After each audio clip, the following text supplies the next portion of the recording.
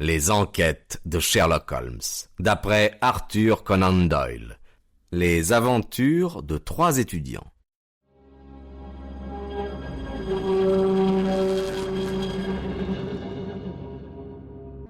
Au cours de l'année 1886, une série d'événements sur lesquels je n'ai pas à insister nous obligea, Sherlock Holmes et moi, à passer plusieurs semaines dans une de nos grandes villes, chef-lieu d'une université. C'est pendant cette période que se passa l'aventure que je vais raconter. Je n'ai pas besoin de dire que tout détail pouvant faire deviner au lecteur soit l'université, soit les personnages en cause, sera soigneusement caché avec le plus grand soin, car un scandale si douloureux ne doit pas être dévoilé. Il m'est cependant permis, en usant d'une rigoureuse discrétion, d'écrire ce récit qui fera voir, une fois de plus, les remarquables qualités de mon héros, tout en faisant de mon mieux pour empêcher qu'on puisse découvrir le lieu où les faits se sont passés et l'identité des acteurs. Nous habitions un appartement meublé auprès d'un libraire, chez lequel Sherlock Holmes passait une partie de son temps à fouiller laborieusement les archives de vieux chartriers du Moyen-Âge. Ces recherches, d'ailleurs, eurent des résultats si surprenants qu'elles feront peut-être plus tard l'objet d'un de mes récits. Ce fut dans cet appartement qu'un soir, nous reçûmes la visite d'une de nos connaissances, Monsieur Hilton Soames, administrateur et maître de conférences au collège de Saint-Luc. Monsieur Soames était un homme de taille élevée, maigre et d'un tempérament très nerveux. Je l'avais toujours connu très agité, mais à ce moment, il était tellement bouleversé qu'un événement grave venait certainement de se produire. « J'espère, monsieur Holmes, dit-il, que vous pourrez nous donner quelques heures de votre temps si précieux. Il vient de se produire à notre collège un incident des plus pénibles, et réellement, si je n'avais pas eu la chance de vous avoir dans la ville, je n'aurais su que faire. » « Je suis très occupé en ce moment-ci et je serais très contrarié d'être dérangé, dit mon ami. Je préférerais de beaucoup vous voir appeler la police à votre aide. Non, non, mon cher monsieur, c'est absolument impossible. Quand l'action publique est mise en mouvement, on ne sait où elle s'arrêtera, et c'est une affaire au sujet de laquelle il est nécessaire, pour le bon renom du collège, d'éviter tout scandale. Votre discrétion est aussi connue que votre pouvoir. Vous êtes le seul homme au monde qui puissiez m'aider. Aussi, je vous supplie, monsieur Holmes, de faire tout ce qui vous sera possible. » Le caractère brusque de mon ami ne s'était pas amélioré depuis qu'il avait quitté Baker Street. L'absence de ses livres, de ses produits chimiques, du désordre apparent de son appartement le mettait au désespoir. Il haussa les épaules, tandis que notre visiteur, avec force de geste, nous mit en quelques mots au courant de son histoire. « Je dois d'abord vous expliquer, monsieur Holmes, que demain est le premier jour du concours pour la bourse Fortescue. Je suis l'un des examinateurs pour le grec, et j'ai choisi comme sujet une version qu'aucun des candidats n'a eu à traduire. Le texte en est imprimé sur la feuille d'examen, et bien entendu, ce serait un immense avantage si l'un des candidats pouvait préparer à l'avance sa traduction. On a donc pris les plus grandes précautions pour garder le secret. Aujourd'hui, à 3 heures, j'ai reçu les épreuves imprimées. La version se compose de la moitié d'un chapitre de Thucydide. J'ai dû relire les épreuves avec le plus grand soin.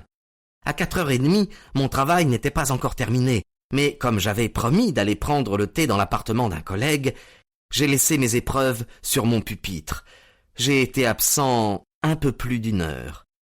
Vous savez peut-être, monsieur Holmes, que les portes de mon appartement sont doubles, la première en serge verte à l'intérieur, l'autre en chêne à l'extérieur. Quand je m'approchai pour rentrer chez moi, je fus très étonné de voir une clé à la porte extérieure. Je crus d'abord à un oubli de ma part, mais je constatai que j'avais la clé dans ma poche. Seul mon domestique, Bannister, en possédait une autre. Celui-ci est à mon service depuis 10 ans. Son honnêteté est au-dessus de tout soupçon. J'ai cependant acquis la conviction que cette clé était bien la sienne, qu'il était entré dans ma chambre pour me demander si je voulais du thé, et qu'en sortant, il avait commis l'étourderie de laisser la clé à la serrure. Il avait dû entrer dans l'appartement quelques instants seulement après mon départ. À un autre moment, sa négligence n'aurait pu avoir aucune suite fâcheuse. Dans les circonstances présentes, elle a eu le plus déplorable résultat. Dès que j'ai aperçu ma table, j'ai constaté qu'on avait fouillé dans mes papiers. La version était imprimée sur 3 feuilles que j'avais laissées ensemble. Je trouvai l'une d'elles par terre, la seconde sur une petite table près de la fenêtre, et la 3e à l'endroit où je l'avais laissée. Pour la première fois, Holmes fit un mouvement. La première feuille par terre, la seconde près de la fenêtre, la 3e où vous l'avez laissée, dit-il. Précisément, monsieur Holmes, vous m'étonnez. Comment avez-vous pu deviner cet ordre? Continuez donc votre récit si intéressant. Au premier abord, j'eus l'idée que Bannister avait pris la liberté impardonnable de toucher à mes papiers. Il nia avec la plus grande énergie, et je suis convaincu qu'il dit la vérité. C'est donc que quelqu'un a passé devant l'appartement, a remarqué la clé à la serrure, a su que j'étais sorti et est entré dans le but de copier le texte de la version. Il s'agit en réalité d'une grosse somme d'argent, car la bourse est d'un chiffre très élevé, et un homme sans scrupules n'a sans doute pas craint de courir un certain risque dans le but d'obtenir un avantage sur ses concurrents. Bannister a été bouleversé par cet incident, et il a failli s'évanouir quand il a su ce qui était arrivé. J'ai même dû lui faire avaler un cordial, et je l'ai laissé anéanti sur un fauteuil pendant le temps qu'il m'a fallu pour examiner la pièce.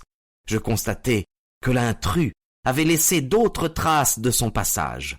Sur la table, près de la fenêtre, je trouvai plusieurs rognures de bois provenant d'un crayon qui avait dû être taillé, ainsi qu'un morceau de mine de plomb brisé. Évidemment, le gredin avait copié le texte avec une telle vitesse qu'il avait cassé son crayon et avait été obligé de le tailler. « Très bien, » dit Holmes, qui reprenait sa bonne humeur à mesure que son attention s'éveillait. « Ce n'est pas tout.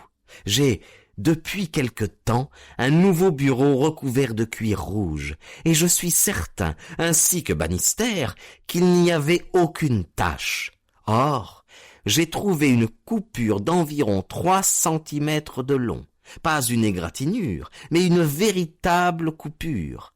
J'ai enfin découvert sur la table un petit morceau de pâte ou de terre noire sur lequel j'ai remarqué des parcelles qui m'ont semblé être de la sciure de bois. Je suis persuadé qu'il a été laissé par celui qui a fouillé mes papiers. Il n'y avait d'ailleurs aucune empreinte de pas qui pût mettre sur sa trace. Je ne savais plus à quel saint me vouer quand l'idée m'est venue que vous étiez ici, et je me suis hâté de mettre l'affaire entre vos mains. Aidez-moi, monsieur Holmes, vous voyez d'ici mes ennuis. Il faut que je trouve l'individu ou que je fasse renvoyer le concours jusqu'au moment où j'aurai eu le temps de faire imprimer un nouveau texte. Il sera, dans ce cas, indispensable de fournir une série d'explications qui feront un tort énorme au collège et à l'université. Tout ce que je désire, c'est étouffer cette affaire. « Je serai très heureux de vous aider de mes conseils, » dit Holmes en se levant et en passant son par-dessus. « L'affaire ne manque pas d'intérêt. Est-il venu quelqu'un dans votre chambre après que vous avez reçu les épreuves? »« Oui, le jeune Dola Trace, un étudiant des Indes dont la chambre donne sur le palier. Il est venu me demander quelques renseignements sur l'examen. »« Doit-il prendre part au concours? »« Oui. » « Les papiers étaient-ils sur votre table à ce moment? » « Autant que je me rappelle, ils s'y trouvaient enroulés. »« Pouvait-on reconnaître que c'étaient des épreuves? »« Ah, c'est possible. »« Personne d'autre n'est entré dans votre chambre? »« Non. »« Quelqu'un savait-il que les épreuves s'y trouvaient? »« Non, sauf l'imprimeur. Bannister le savait-il? »« Ah, certainement non. Personne ne le savait. » « Et où est Bannister maintenant? »« Oh, le pauvre homme, je l'ai laissé malade, affalé sur un fauteuil. J'étais si pressé de venir vous trouver. » Avez-vous laissé votre porte ouverte? Oui, mais j'ai mis les papiers sous clé. Il résulte donc de tout ce que vous m'avez dit, monsieur Soames, qu'à moins que l'étudiant indiqué ait pu reconnaître ce qu'était le rouleau des preuves, l'homme qui les a copiés les a trouvés par hasard. Cela me paraît certain. Holmes eut un sourire énigmatique. Eh bien, dit-il, allons là-bas. Ce n'est pas une de vos affaires, Watson, mais venez cependant si vous voulez. Maintenant, monsieur Soames, je suis à votre disposition. Le cabinet de notre client avait une fenêtre à petits carreaux donnant sur la cour d'honneur du vieux collège et s'ouvrait sur un escalier de pierre usé par le temps par une porte en ogive. L'appartement se trouvait au rez-de-chaussée. Au-dessus de lui habitaient les 3 étudiants dont j'ai parlé, un à chaque étage. La nuit commençait à tomber quand nous arrivâmes sur les lieux. Holmes s'arrêta et contempla la fenêtre avec intérêt, puis en se hissant sur la pointe des pieds, il jeta un coup d'œil à l'intérieur. « Il n'a pu entrer que par la porte, dit notre guide, car la fenêtre est trop étroite pour laisser passer un homme. »« Vraiment, dit Holmes, qui sourit d'un air singulier en regardant notre compagnon. Eh bien, puisque nous n'avions rien à examiner ici, nous n'avons qu'à entrer. » Le maître de conférence ouvrit la porte extérieure et nous fit pénétrer. Nous restâmes sur le seuil tandis que Holmes regardait le tapis. « Je ne vois ici aucune trace de pas, ce qui s'explique facilement par la sécheresse de ces derniers jours. Votre domestique doit être entièrement remis de ses émotions. Vous l'aviez, dites-vous, laissé étendu sur un fauteuil. Lequel? Ici, à côté de la fenêtre. Je vois, près de cette petite table. Vous pouvez entrer maintenant, j'ai suffisamment examiné le tapis. Voyons maintenant la petite table. Il est facile de se rendre compte comment les choses se sont passées. L'homme est arrivé, a pris page par page les épreuves sur le bureau et les a apportées sur cette table près de la fenêtre, parce que de cet endroit il pouvait vous voir traverser la cour et prendre la route s'il était nécessaire. Il n'a pu me voir, car je suis rentré par une porte de côté. Peu importe, telle était son idée. Voyons maintenant les 3 épreuves. Elle ne porte aucune trace de doigt? Non. Il a d'abord pris la première page et l'a copiée. Combien de temps cela a-t-il pu lui prendre en abrégeant autant que possible? Un quart d'heure au moins. Il a jeté ensuite cette feuille et a saisi la seconde. Il devait l'avoir à moitié copiée quand votre retour l'a obligé à une fuite rapide, très rapide, car il n'a pas eu le temps de remettre en place les papiers, ce qui devait vous faire deviner qu'on y avait touché. Vous ne vous rappelez pas avoir entendu des pas précipités quand vous avez ouvert la porte? Ah non, je ne m'en souviens pas. Il a écrit avec une telle ardeur qu'il a cassé son crayon et a été obligé de le tailler, ainsi que vous l'avez constaté vous-même. Ce point est capital, Watson. Le crayon était très gros et la mine de plomb en était très douce. L'enveloppe extérieure était peinte en bleu foncé, le nom du fabricant y était inscrit en lettres d'argent et il doit en rester environ 4 centimètres. Cherchez le crayon, monsieur Soames, et vous trouverez l'homme. J'ajouterai que la lame de son couteau était longue et mal aiguisée. M. Soames paraissait quelque peu étonné de toutes ces découvertes. « Je vous suis bien sur tous les points, mais en ce qui concerne la longueur... » Holmes montra une des rognures avec les lettres NN suivies d'un espace net sur le bois. « Vous saisissez? »« Ah non, pas même maintenant. »« Watson, vous n'êtes pas le seul à avoir la compréhension lente, hein. Vous savez pourtant que le plus important fabricant de crayons est Johann Faber. N'est-il donc pas évident que les 2 lettres en question sont les 2 dernières du nom de Johann? » Il tourna la petite table vers la lumière électrique. « J'avais espéré que si le papier sur lequel il avait écrit était très mince, il serait resté des traces de son écriture sur cette surface unie, mais je n'en vois pas. Nous n'avons plus rien à apprendre ici. Allons examiner le bureau. » Voilà sans doute un morceau de la terre noire dont vous m'avez parlé. Il a la forme d'une pyramide en creux, et il porte en effet des traces de sciure de bois. Vraiment, ceci est très intéressant. La coupure dont vous m'avez parlé est une véritable déchirure. Je vous remercie, monsieur Soms, d'avoir appelé mon attention sur cette affaire. Dans quel appartement ouvre cette porte? Dans ma chambre. Y êtes-vous entré depuis? Non, je me suis rendu directement chez vous. Je serais heureux d'y jeter un coup d'œil. Vous avez là une jolie chambre d'une architecture remarquable. Voulez-vous avoir l'amabilité d'attendre sur le seuil pendant que j'examinerai le parquet? Allons, je ne vois rien. Vous pendez vos vêtements derrière ce rideau? Si quelqu'un avait eu à se dissimuler dans cette chambre, nul doute qu'il n'eût choisi cet endroit, car le lit est trop bas et l'armoire trop étroite. Il n'y a personne, je pense. Quand Holmes tira le rideau, je vis bien à son attitude qu'il était prêt à tout événement. Mais le rideau levé ne laissa apercevoir que 3 ou 4 complets pendus à leur porte-manteau. Holmes allait s'éloigner, quand tout à coup, il aperçut quelque chose à terre. « Qu'est-ce ceci ?» dit-il. C'était un morceau de terre noire d'une forme pyramidale, exactement semblable à celle que nous avions trouvée sur le bureau. Holmes la mit dans le creux de sa main et l'examina sous la lampe électrique. « Votre visiteur semble avoir laissé des traces aussi bien dans votre chambre que dans votre petit salon, monsieur Soms. »« Qu'a-t-il pu venir faire ici ?»« C'est assez clair, à mon avis.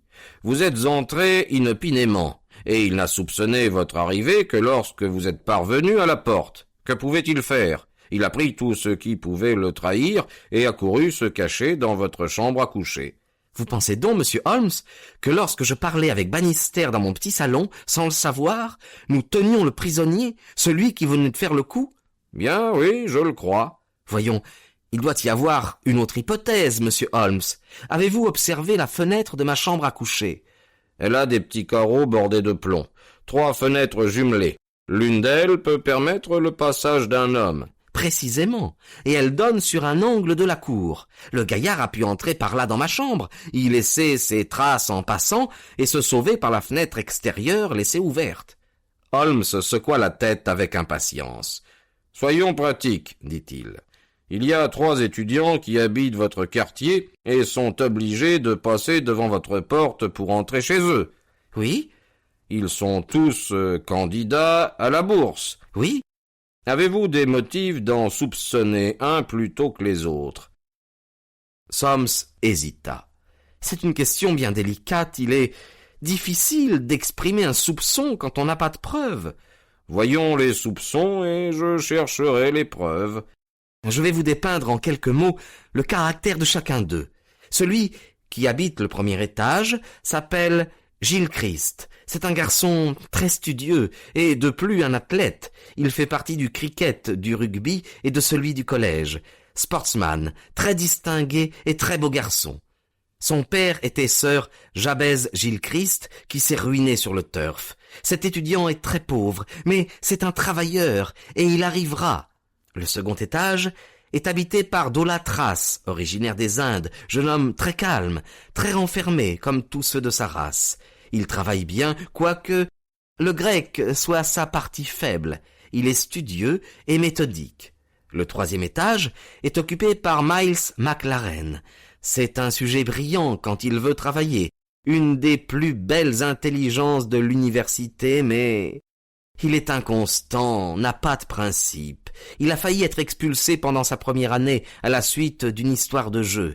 Il n'a rien fait pendant ce trimestre et l'examen doit lui causer une certaine appréhension. En un mot, c'est lui que vous soupçonnez. Je n'irai pas jusque-là, mais des 3 jeunes gens, c'est lui qui est le plus capable d'avoir fait le coup. Maintenant, dit M. Holmes, je serais très heureux de voir votre domestique. Bannister était un homme de petite taille, qui louchait à la 50aine, son visage était pâle et entièrement rasé, ses cheveux grisonnants. Il paraissait encore ému de cette affaire qui venait de troubler la routine de son existence. Sa figure grave était secouée de tics nerveux et ses doigts ne pouvaient rester immobiles. « Nous sommes en train de faire une enquête au sujet de cette malheureuse affaire, » lui dit son maître. « Oui, monsieur. »« Il paraît, » dit Holmes, « que vous avez oublié votre clé à la porte. »« Oui, monsieur. » « N'est-ce pas une coïncidence extraordinaire que cet oubli ait eu lieu précisément le jour où les épreuves se trouvaient dans l'appartement ? »« C'est très malheureux, monsieur, mais cela m'est déjà arrivé d'autres fois. »« Quand êtes-vous entré dans la chambre ? » ?»« Il était à peu près 4h30. C'est généralement à cette heure-là que M. Soames prend son thé. »« Combien de temps y êtes-vous resté ? » ?»« Quand j'ai vu qu'il était absent, je me suis retiré de suite. » « Avez-vous regardé les papiers sur le bureau ? » ?»« Oh, bien sûr que non, monsieur. »« Comment se fait-il que vous ayez laissé la clé à la porte ? » « J'avais le plateau à thé entre les mains, et je me suis dit que je reviendrais chercher la clé, et puis j'ai oublié. »« La serrure de la porte extérieure ferme-t-elle d'elle-même au loquet ? » ?»« Ah non, monsieur. »« Alors elle est restée ouverte tout le temps ? » ?»« Oui, monsieur. » Une personne qui se fût trouvée à l'intérieur de l'appartement eût pu facilement en sortir. »« Oui, monsieur. » »« Quand monsieur Soames est entré et vous a appelé, vous étiez très ému. »« Oh, oui, monsieur, une chose pareille ne s'est jamais produite depuis les longues années que je suis ici. J'ai failli m'évanouir. »« Oui, c'est ce qu'on m'a dit. Et où étiez-vous quand vous avez commencé à vous sentir mal à l'aise ? » Où j'étais, monsieur, mais ici, près de la porte. »« C'est singulier, car vous vous êtes assis dans cette chaise là-bas dans le coin, alors que vous en aviez d'autres beaucoup plus près de vous. Pourquoi ne vous êtes-vous pas assis sur l'une de celles-là ? » Je n'en sais rien, monsieur. Cela n'avait pour moi aucune importance. »« Je crois vraiment, monsieur Holmes, qu'il n'a pu s'en rendre compte. Il était très malade, » dit le maître de conférence. « Vous êtes resté ici après le départ de votre maître ? » ?»« Quelques instants seulement, puis j'ai fermé la porte à clé et je suis parti dans ma chambre. »« Et qui soupçonnez-vous ? » ?»« Oh, personne, je vous assure. Je n'oserais soupçonner quelqu'un, car je ne crois aucun des étudiants de cette université capable d'accomplir une telle chose. Oh non, non, non, je ne le crois pas. »« Merci, cela suffit, » dit Holmes. « Encore un mot. Vous n'avez parlé à aucun des 3 étudiants que vous servez de ce qui s'est passé. »« Oh non, monsieur, je n'en ai dit un mot. »« Vous n'avez vu aucun d'eux ? » ?»« Non, monsieur. »« Très bien. Maintenant, si vous le voulez bien, nous passerons dans la cour, monsieur Soames. » 3 fenêtres brillaient au-dessus de nous dans l'obscurité. « Vos 3 oiseaux sont dans leur nid, » dit Holmes en levant la tête. « Tiens, il y en a un qui paraît très préoccupé. » C'était l'Indien, dont la silhouette se détachait sur le store. Il marchait vivement de long en large dans sa chambre. « Je voudrais bien, » dit Holmes, « si c'est possible, les voir d'un peu plus près. »« Cela ne souffre aucune difficulté, » dit Soames. « Ces appartements sont les plus anciens du collège et souvent les étrangers désirent les visiter. Venez, je vous conduirai moi-même. » « Pas de nom, s'il vous plaît, » dit Holmes quand nous frappâmes à la porte de Gilchrist. Un jeune homme de haute taille, blond et mince, nous ouvrit la porte et nous souhaita la bienvenue dès que Soames lui eut fait connaître le but de notre visite. Cette pièce était un spécimen très curieux de l'architecture du Moyen-Âge.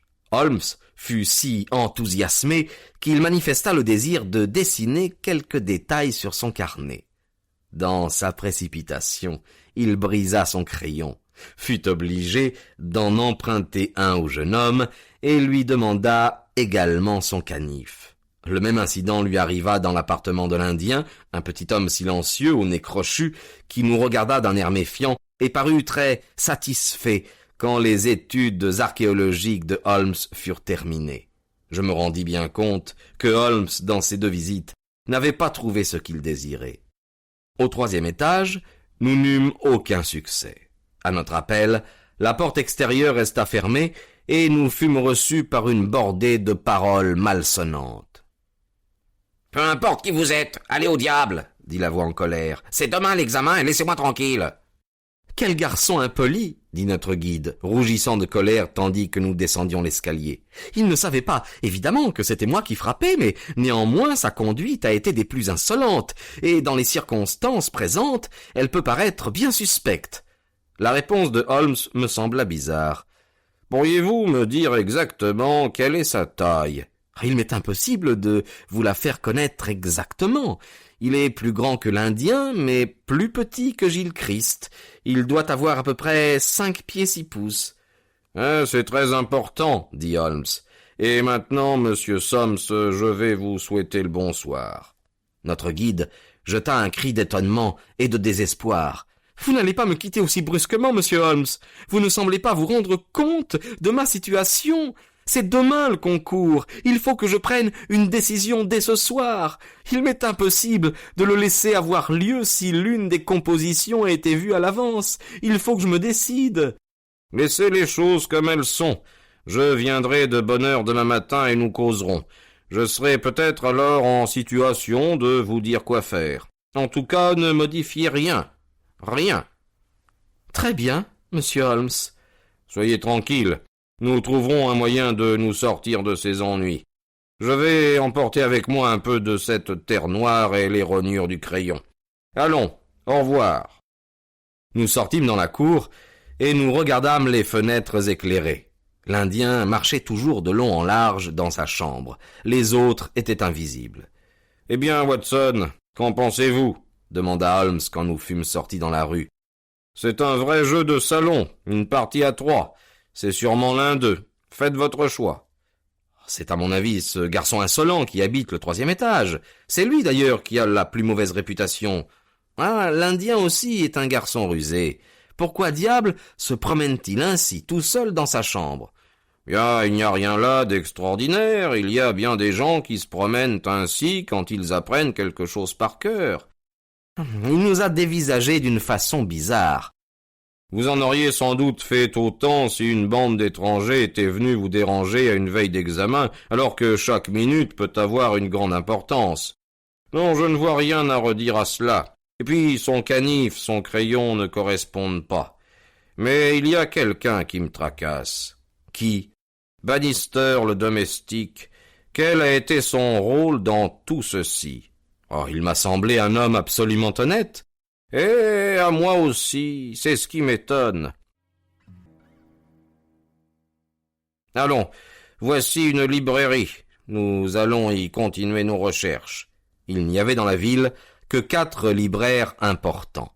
À chacun d'eux, Holmes montra ses rognures de crayon et promit de payer un bon prix si l'on pouvait lui en remettre un semblable. Partout on lui dit qu'on pouvait en commander, mais qu'il y en avait rarement de cette taille en magasin. Mon ami ne parut pas ennuyé de ce contretemps. Il se borna à hausser les épaules d'un air résigné. « Voilà notre dernière piste qui nous manque, dit-il. Mais cependant, je suis persuadé que nous trouverons la solution de l'énigme. Pardieu, il est près de 9 heures, et notre propriétaire nous a parlé de certains petits pois qu'elle devait accommoder à notre intention pour 7h30. Oh, votre manie de fumer toute la journée et votre régularité aux heures de repas feront sans doute qu'à la fin, on nous priera de chercher un gîte ailleurs, et je devrai partager votre sort. Cependant, il nous faudra auparavant résoudre le problème du maître de conférence, de son domestique négligent et des 3 étudiants. Holmes ne me parla plus de cette affaire pendant toute la soirée, bien qu'il fût resté longtemps absorbé dans ses pensées après notre dîner retardé. Le lendemain matin, à 8 heures, il fit son entrée dans ma chambre comme je venais de finir ma toilette. « Eh bien, Watson, il est temps de nous rendre à Saint-Luc. Cela ne vous fait-il rien d'y aller sans déjeuner? Oh, bien sûr que non. Soames va être dans tous ses états jusqu'au moment où nous lui dirons quelque chose de positif. » Avez-vous donc quelque chose de positif à lui annoncer? Eh, je le crois. Vous avez trouvé la solution? Eh oui, mon cher Watson, j'ai découvert le mystère. Quelle nouvelle preuve avez-vous recueillie? Oh, ce n'est pas pour rien que je me suis levé à 6 heures du matin. J'ai eu fort à faire pendant 2 heures, j'ai parcouru 5 miles, mais j'ai enfin trouvé quelque chose. Tenez, regardez ceci. Il me montra dans sa main 3 morceaux de terre reproduisant en creux la forme d'une pyramide. « Vous n'en aviez que 2 hier, Holmes. »« J'ai trouvé l'autre ce matin. Je suis certain qu'ils proviennent tous les 3 du même endroit, n'est-ce pas, Watson? Venez, et nous allons tranquilliser ce brave Soms. » Le malheureux maître de conférence était dans un état lamentable quand nous entrâmes dans son appartement. Le concours devait commencer dans quelques heures, et il se demandait s'il faudrait rendre l'incident public ou laisser le coupable concourir pour cette bourse de grande valeur. Il pouvait à peine contenir son agitation, et il se précipita vers Holmes, les mains tendues. « Dieu merci, vous voilà. Je commençais à craindre que vous n'ayez tout abandonné. Que dois-je faire? Faut-il laisser le concours avoir lieu? »« Mais certainement. Mais ce gredin, il ne prendra point part au concours. » Vous le connaissez? Je le crois, et si cette affaire doit rester secrète, il faut que nous formions nous-mêmes un tribunal d'honneur. Asseyez-vous là, s'il vous plaît, Soms. Vous ici, Watson, et je prendrai un fauteuil au milieu de vous. Voilà, je crois que nous sommes suffisamment dignes pour en inspirer au coupable. Ayez la bonté de sonner. Bannister entra et parut rempli de surprise et de crainte à notre aspect. « Veuillez fermer la porte, » dit Holmes. « Et maintenant, Bannister, dites-nous la vérité sur l'incident d'hier. » L'homme devint blanc jusqu'à la racine de ses cheveux. « Je vous ai tout dit, monsieur. »« Vous n'avez rien à ajouter. »« Rien absolument, monsieur. »« Eh bien, il faut alors que je vous mette sur la voie. Quand vous vous êtes assis sur cette chaise hier, n'était-ce pas dans le but de dissimuler un objet quelconque qui aurait pu indiquer la personne ayant pénétré dans l'appartement? » Le visage de Bannister devint livide. « Ah non, monsieur, assurément non. »« C'est seulement une idée, » dit Holmes, « si j'avoue qu'il m'est impossible d'en fournir la preuve.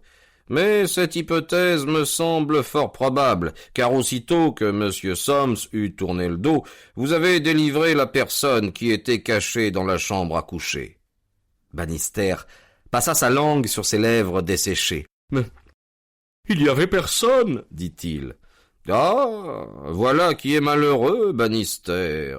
Jusqu'à présent, vous avez peut-être dit la vérité, mais maintenant je sais que vous mentez. » Le visage de l'homme sembla encore plus défait. « Mais il n'y avait personne, monsieur. »« Allons, Bannister. »« Non, monsieur, il n'y avait personne. »« Dans ce cas, vous ne pouvez nous aider, mais restez dans la pièce, s'il vous plaît. Là, auprès de la chambre.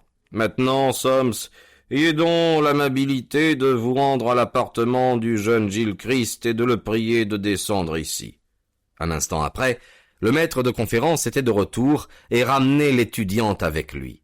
C'était un jeune homme de grande taille, élégant, à la figure ouverte et sympathique. Ses yeux bleus se troublèrent à notre vue et se fixèrent avec une expression de désespoir sur Bannister.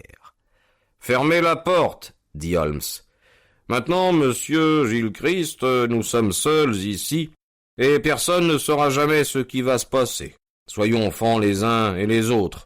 Nous voulons savoir comment vous, un jeune homme honorable, avez pu commettre l'action d'hier. » Le malheureux jeune homme fit un pas en arrière et lança un coup d'œil de reproche à Bannister.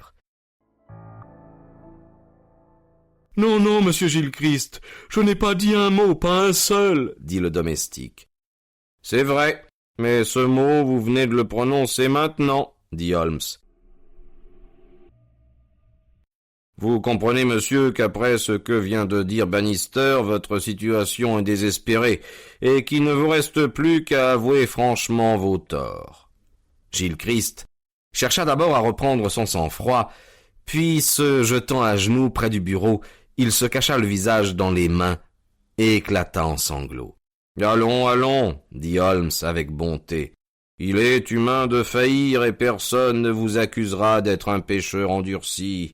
Peut-être vaut-il mieux que je raconte à M. Soms comment les choses se sont passées. Vous m'arrêterez si je me trompe, le voulez-vous? Vous n'avez pas besoin de me répondre. Écoutez-moi seulement afin de faire des corrections à mon récit, s'il y a lieu. Dès le moment où vous m'avez dit, monsieur Soames, que personne, pas même Bannister, ne pouvait savoir que les épreuves se trouvaient dans votre cabinet, l'affaire se dessina nettement dans mon esprit. Il fallait donc écarter tout soupçon à l'encontre de l'imprimeur, qui eut en toute facilité de les examiner chez lui. Je n'ai guère songé à l'étudiant indien. Si les épreuves étaient roulées, il ne pouvait deviner ce qu'elles contenaient. Il me semblait impossible d'admettre une coïncidence qui eût poussé quelqu'un à entrer par hasard dans votre appartement, précisément le jour même où les épreuves y avaient été déposées. J'ai donc laissé cette hypothèse de côté, et j'ai estimé que celui qui avait pénétré dans votre cabinet savait que les épreuves s'y trouvaient. Quand je me suis approché de votre appartement, j'ai d'abord examiné la fenêtre. Vous m'avez même amusé en émettant l'idée que j'avais pu croire un instant qu'on avait pu, en plein jour, sous les fenêtres donnant sur la cour, songer à pénétrer par là. Cette pensée eût été stupide. Non, je calculais tout simplement quelle devait être la taille d'un homme qui pouvait apercevoir, en passant, les papiers placés sur le bureau. J'ai 6 pieds de haut, et j'ai dû me lever sur la pointe des pieds pour voir le dessus du bureau. Donc, il fallait quelqu'un qui eût une taille au moins égale. Mes soupçons devaient donc se porter sur celui de nos 3 étudiants qui était le plus grand. Je suis entré, et je vous ai fait part des réflexions que me suggérait la position de la petite table. L'examen du bureau ne me signala rien de particulier, jusqu'au moment où vous m'avez dit que Gilles Christ était un athlète et que par conséquent il devait savoir sauter. Alors, je compris tout, et je n'avais plus qu'à chercher une preuve indiscutable. Voici ce qui s'est passé. Le jeune homme était allé dans l'après-midi sur le terrain de course, où il s'était livré à des exercices de saut. Il est revenu avec les souliers qui lui servaient à ce sport, lesquels sont munis de plusieurs pointes d'acier en forme de pyramide. En passant devant votre fenêtre, sa grande taille lui permit d'apercevoir les épreuves sur votre bureau, et il en devina la nature. Il n'eût certainement rien fait s'il n'eût aperçu, en passant devant votre porte, la clé oubliée par la négligence de votre domestique. Une impulsion soudaine le poussa à vérifier si c'étaient bien là les épreuves. Ce n'était pas un exploit bien dangereux, car il avait une excuse toute trouvée, celle de dire qu'il était venu vous poser une question. Après s'être rendu compte de la nature de ces épreuves, il céda à la tentation. Il posa ses souliers sur le bureau. « À propos, qu'avez-vous donc laissé sur la chaise près de la fenêtre ?»« Mes gants, » dit le jeune homme. Holmes jeta un regard de triomphe à Bannister. Il posa donc ses gants sur la chaise et prit les épreuves page par page pour les copier. Il pensa que vous reviendriez par la porte d'entrée principale et qu'il vous verrait rentrer. Mais vous êtes rentré par une petite porte de côté. Tout à coup, il vous a entendu. Il n'avait plus le temps de se sauver. Oubliant ses gants, il put saisir ses souliers et se sauva dans votre chambre à coucher. Remarque que l'égratignure au cuir de votre bureau est légère d'un côté, mais que sa partie la plus profonde se trouve dans la direction de la chambre à coucher. Cela m'a démontré que le soulier a été enlevé dans cette direction et que c'était là où le coupable avait dû se réfugier.